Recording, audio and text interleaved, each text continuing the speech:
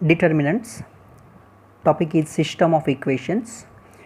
First one is system of two linear equation in two variables. That is, we have two variable and two equation, but it is linear, that is power of variable is 1. So let the system is a1x plus b1y equal to d1 and a2x plus b2y equal to d2. Here x and y are our variable and a1 b1 d1 a2 b2 d2 are constants. अब हम ये जो equation लिखेंगे इसमें x Y के term, जो variable के term है वो हम लेफ्ट साइड में लिखेंगे और जो कांस्टेंट होंगे उनको हम राइट साइड में लिखेंगे. And after that we write determinants and the determinants is let delta is equal to a1 b1 a2 b2. this one is our first determinant.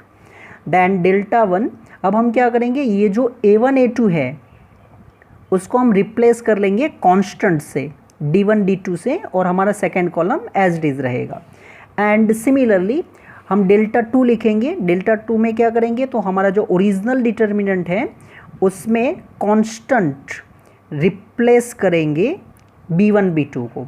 तो पहले हम लिखेंगे डेल्टा जिसमें होगा a1 b1 a2 b2 X Y के coefficient.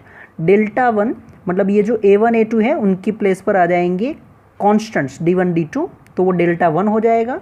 और जब हम b1 b2 की प्लेस पर कांस्टेंट लिखेंगे तो वो हो जाएगा delta 2. So delta it is coefficients of x and y. Delta 1 a1 a2 की प्लेस पर d1 d2 एंड डेल्टा 2 में b1 b2 की प्लेस पर d1 d2. अब ये डेल्टा 1 एंड डेल्टा 2 क्यों हमने इस हिसाब से लिखे हैं, तो इसका रीज़न है delta 1 is d1 d2 as a first column and b1 b2 as a second column. Now what is value of d1, तो value of d1 is a1x plus b1y and value of d2 is a2x plus b2y. अब ये जो determinant है इसमें हम operation करते हैं और ये ऑपरेशन है कॉलम नंबर 1 में हम चेंज कर रहे हैं. Column number 1 minus y into C2, that is column number 1 में से हम कॉलम नंबर 2 को y से मल्टीप्लाई करने के बाद सब्सट्रैक्ट करेंगे. तो अगर हम इसको मल्टीप्लाई करते हैं y से तो ये b1y, सब्सट्रैक्ट करेंगे तो ये रिमूव हो जाएगा. y से मल्टीप्लाई करके सब्सट्रैक्ट करेंगे तो ये भी रिमूव हो जाएगा. तो हमारा जो फर्स्ट कॉलम है वो a1x a2x और सेकेंड कॉलम b1 b2 रहेगा. अब ये जो फर्स्ट कॉलम है यहाँ से हम x कॉमन निकाल देंगे. तो अगर हम x कॉमन निकाल देते हैं तो delta 1 is equal to x, first column is a1 a2 and second column is b1 b2. But this one is original determinant delta. So delta 1 is equal to x into delta and therefore we have value of x delta 1 upon delta and similarly y is equal to delta 2 upon delta. अब ये हमारे x and y की value है जो हम determinant के form में लिखेंगे. बट क्वेश्चन ये है कि नंबर ऑफ ज़ीरोज़ या तो नंबर ऑफ सॉल्यूशन. तो for that nature of solution, अब कौन सी कंडीशन होगी तो कितने सॉल्यूशन होंगे, बराबर. तो फर्स्ट है if delta not equal to 0 then system has unique solution. अगर आपका डेल्टा नॉन जीरो है, मतलब जो हम एक्स वाई का कोएफिशिएंट का यूज़ करके डिटर्मिनेंट बनाएंगे उसका वैल्यू नॉन जीरो है तो सिस्टम को यूनिक सॉल्यूशन होगा. या तो हम दूसरे तरीके से भी लिख सकते हैं एक्स के कोएफिशिएंट का ratio a1 a2 and y के कोएफिशिएंट का रेशियो b1 b2. अगर ये रेशियो नॉट इक्वल है तो हम बोलेंगे कि इसको यूनिक सॉल्यूशन है. और अगर कोई भी सिस्टम को सॉल्यूशन होता है तो वो सॉल्यूशन को हम बोलते हैं कंसिस्टेंट, बराबर. Such system is called consistent. Now second case is if delta equal to 0, आपका मेन डिटर्मिनेंट 0 हो गया बट डेल्टा 1 और डेल्टा 2 इज नॉन जीरो. जब हम और वर्ड बोलते हैं तो इसका मतलब होता है एटलीस्ट 1 नॉन जीरो. या तो डेल्टा 1 नॉन जीरो है या तो डेल्टा 2 नॉन जीरो है, हो सकता है दोनों नॉन जीरो हो. अगर ये सिचुएशन हुई तो हम बोलेंगे then system has no solution.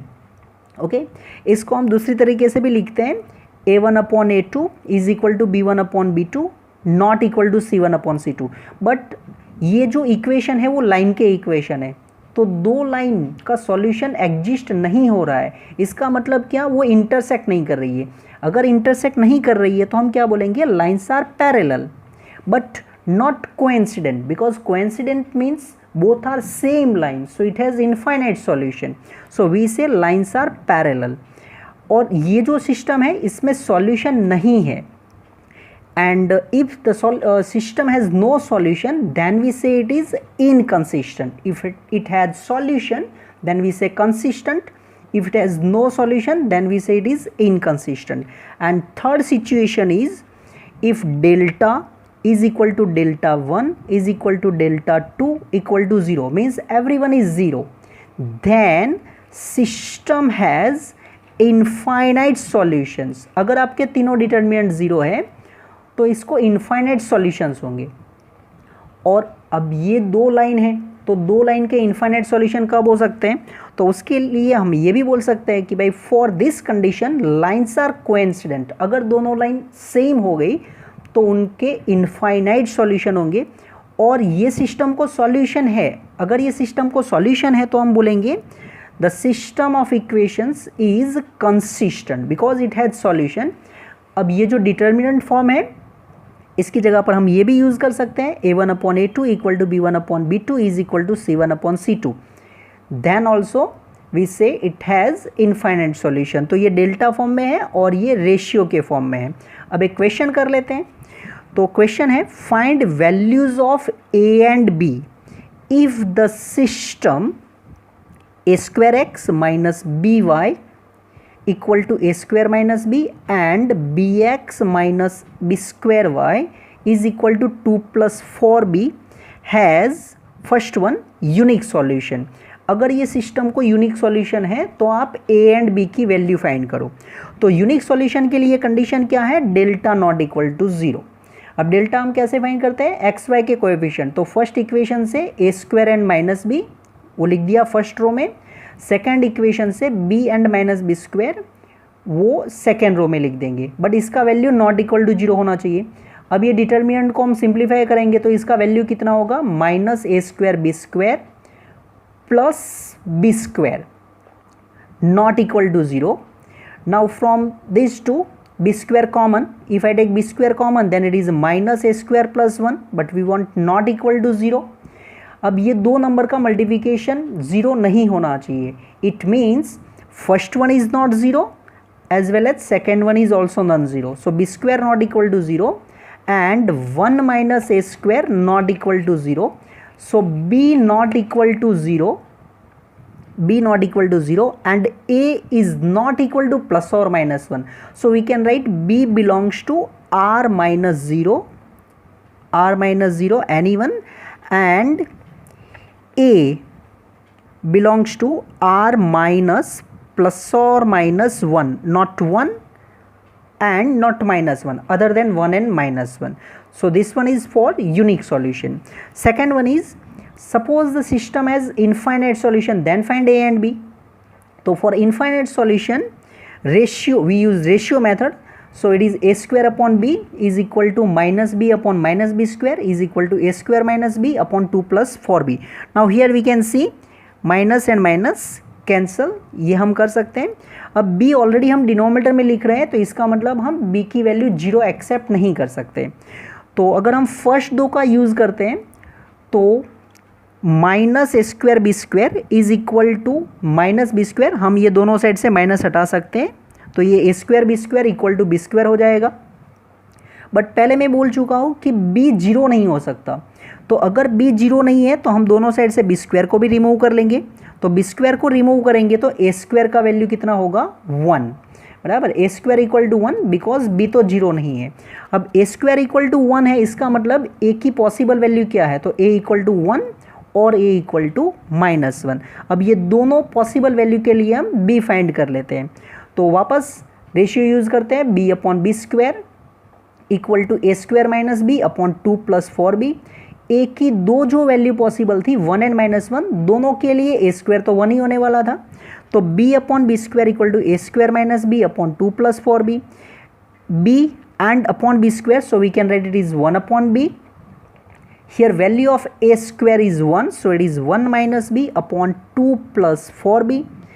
Simplify it, so cross multiplication कर लेते हैं तो 2 plus 4b equal to b minus b²। इसको अगर हम तो ये जो इक्वेशन है b² + 3b + 2 = 0, 2 के फैक्टर एडिशन आना चाहिए 3, तो अगर हम इसके फैक्टराइजेशन कर लेते हैं तो b की 2 पॉसिबल वैल्यू आएगी, b = -2 और b = -1. So for a = 1 we have 2 value, -2 and -1, and for a = -1 also 2 value, b = -1 और -2.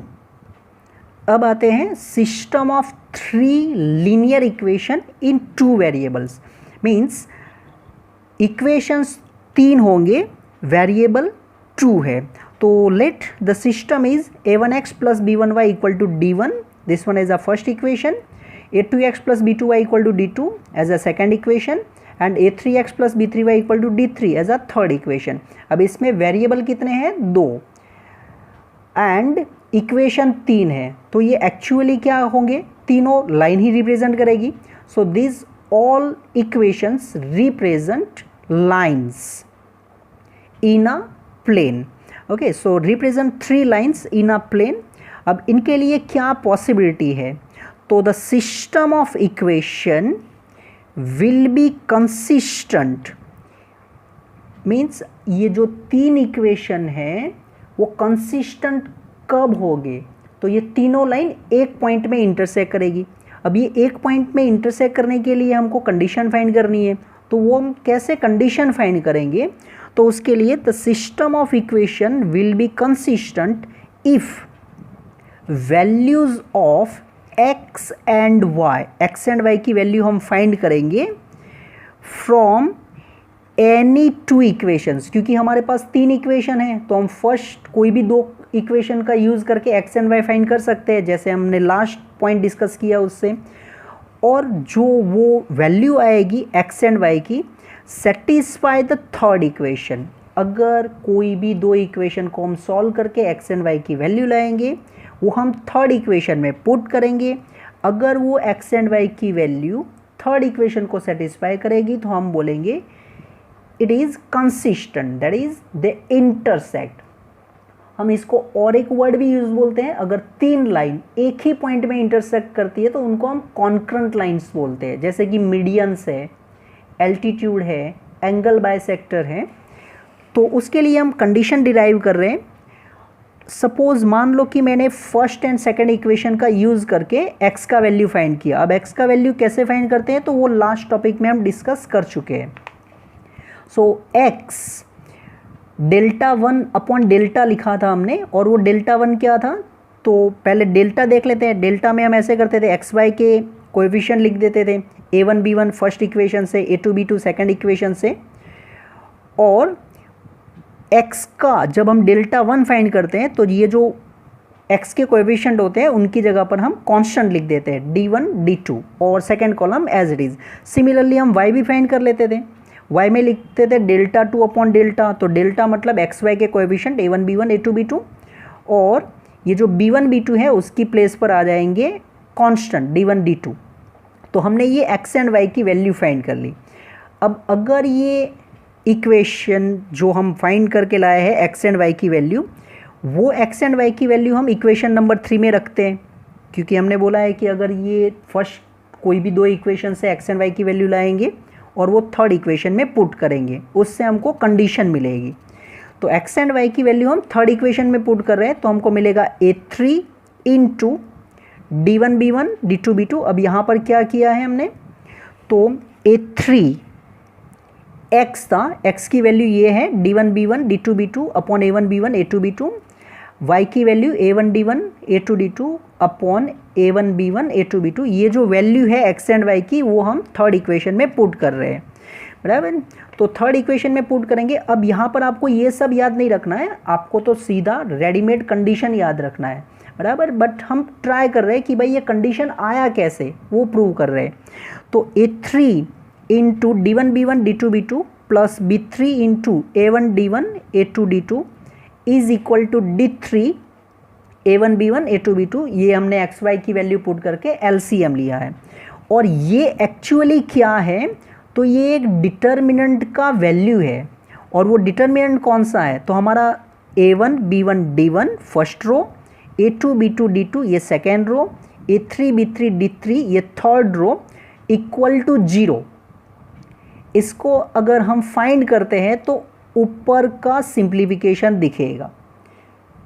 तो एक्चुअली जो हमें कंडीशन याद रखनी है वो सिर्फ इतना है कि फर्स्ट इक्वेशन से आप जो भी डिजिट्स हैं वो फर्स्ट रो में लिख दो, A1 B1 D1, then second equation से A2 B2 and D2, third equation से A3 B3 एंड D3। इसका यूज़ करके आप एक डिटर्मिनेंट बनाओ, और अगर वो डिटर्मिनेंट की वैल्यू 0 है तो हम बोलेंगे ये जो 3 इक्वेशन है वो कंसिस्टेंट है। ओके, अब इससे रिलेटेड एक क्वेश्चन देख लेते हैं। If system of 3 linear equations है x plus 4ay plus a equal to 0, x plus 3by plus b equal to 0, x plus 2cy plus c equal to 0 is consistent, then a, b and c are in blank, AP, GP, HP या AGP, that is arithmetic geometric progression। HP मतलब harmonic progression. तो यहाँ पर आपके पास variable कितने हैं? x y, 2 variable, हर एक equation में 2 ही वेरिएबल है x and y, but equation 3 है और उन्होंने बोला है ये कंसिस्टेंट है, ABC कैसे होंगे? तो जो हमारी कंडीशन थी वो ऐसा था कि अगर सिस्टम कंसिस्टेंट है तो डिटर्मिनेंट की वैल्यू 0 होगी। अब वो डिटर्मिनेंट कैसे बनाते थे? तो x का कोएफिशिएंट 1, y का कोएफिशिएंट 4a, हम कांस्टेंट जो है वो राइट साइड में लिख देते हैं, तो ये प्लस a है, अगर हम राइट में लिखेंगे तो वो माइनस a होगा।